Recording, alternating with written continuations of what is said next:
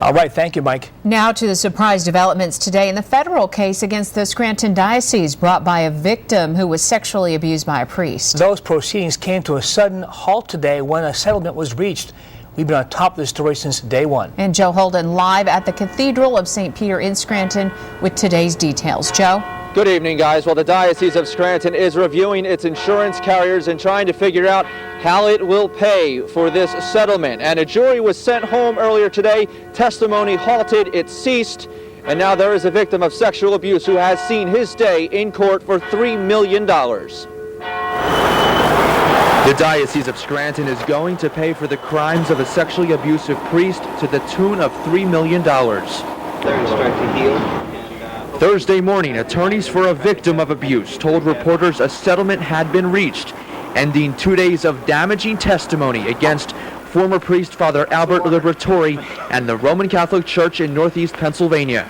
I think actions speak louder than words, and I think the diocese has a better understanding today of the mistakes they made than they had before this case was filed and brought to court. Witnesses testified in the federal civil proceeding that church leaders, including Bishop Emeritus James Timlin, transferred sexually abusive priests from parish to parish. Diocesan workers told the court the church was quicker to react to reports of embezzlement than abuse. Testimony and records revealed church officials kept a lid on complaints, including a running list on former priest Albert Liberatore. In 2004, he pleaded guilty to sex crimes against the victim in this case, years after records showed people came forward to report suspicious behavior. Bishop Timlin spoke exclusively with us. Bishop, what about all those allegations?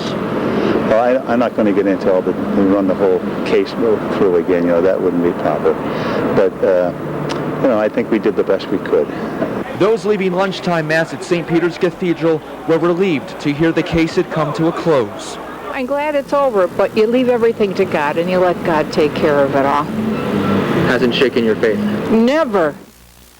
And work on this federal civil case began more than 3 years ago. It was back in 1997 when the abuse and the relationship between the priest and his victim began. And the diocese says that it hopes this settlement can bring healing. We're live in Scranton tonight. I'm Joe Holden, WBRE News. Okay, Joe, thank you.